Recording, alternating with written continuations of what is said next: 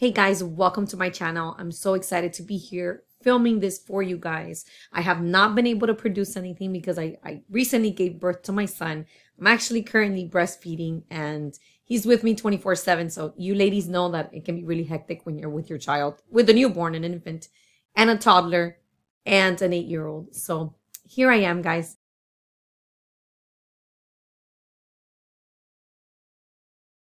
Today I want to go ahead and talk about God and healing. Can God heal your husband? Can God heal your marriage? I don't think that's the right question because of course God can heal your husband, he can heal your marriage. It's not a matter of can God heal your husband or can he change your husband? The question is not whether can God do it. No, God can absolutely change anyone. But I think that the question that we should be asking ourselves is, how are we going to live before the miracle, before we see the miracle? Because some of us choose to stay in a marriage with a narcissist or just someone with a very difficult personality. And when we choose to stay with someone with a difficult personality, it's our choice, and we cannot live in the I will be happy when God changes him. Everything will be great when God heals him or heals a marriage. We have to start thinking about not starting to live our lives when the miracle comes, but rather the question that we should be asking ourselves is, how are we going to get through this time? If we choose to stay with our husband, how are we going to get through the difficult moments? How are we going to live before we see our miracle? I think that takes a lot of faith. It takes a lot of courage, and it takes a lot of hard work.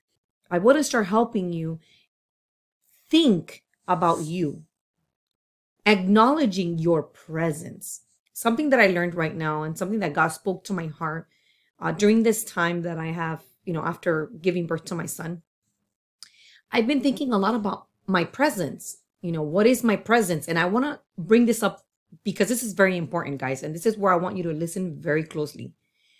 We are so caught up with our issues and our marital issues and with our husband's, personality and how difficult it is and how hurtful and painful it can be to be with someone who's a narcissist, that we forget, wait a second, we kind of forget about ourselves. We kind of put ourselves in the back burner and we become invisible. At least for me, I felt invisible for a very long time. I forgot about my presence. I realized this a couple weeks ago when I stood in front of the mirror. I was super exhausted, sleep deprived. I had not slept. I think I slept maybe 2 hours.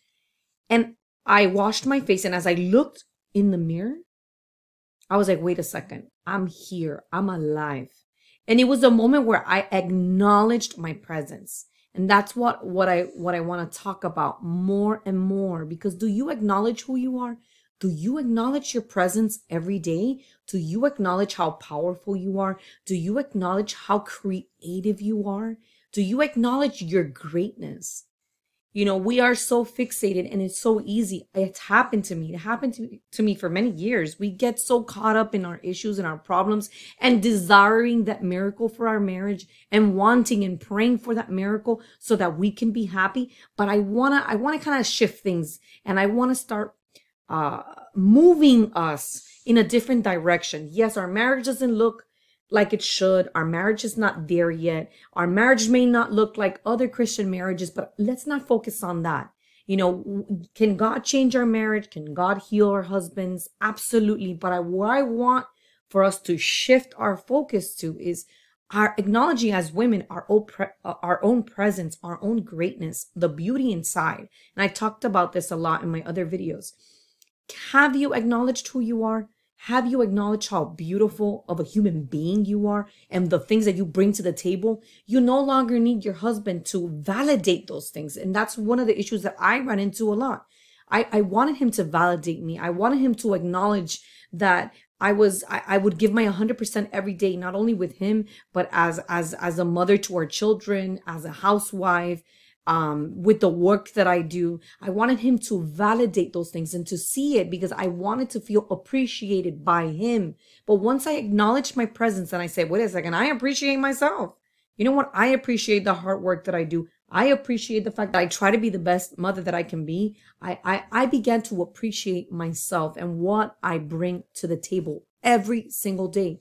I want you to appreciate what you bring to the table every day without having to wait on the husbands, on your spouse's validation and approval, acceptance.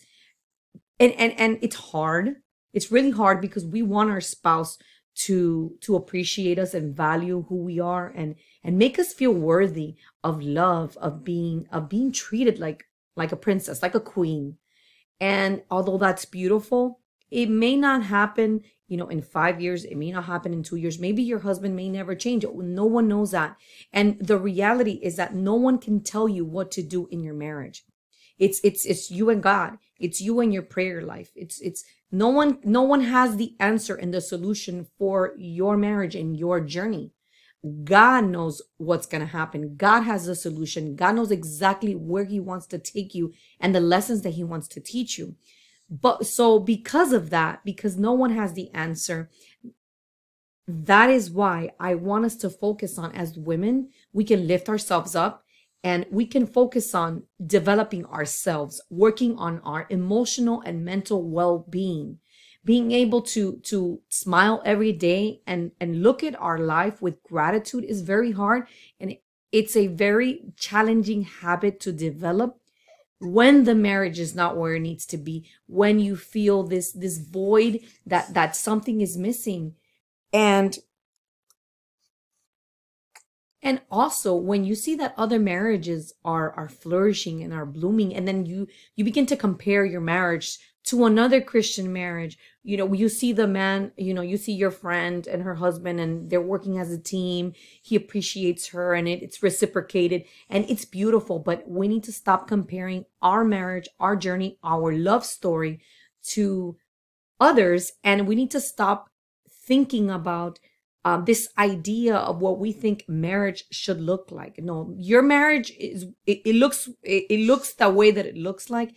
And you need to accept the reality, accept the truth, set the right boundaries, and continue to work on yourself. I don't want you to feel invisible. I don't want you to lose yourself in the pain, because the pain can be so overwhelming. The pain can drain you. The pain of being with a narcissist can make you feel like you are alone. And I'm here to tell you that you're not alone. I'm with you. I know what you're going through. And I feel that it's my responsibility today to remind you that you are beautiful, you are great, you are worthy, you are accepted, you are a daughter to a king.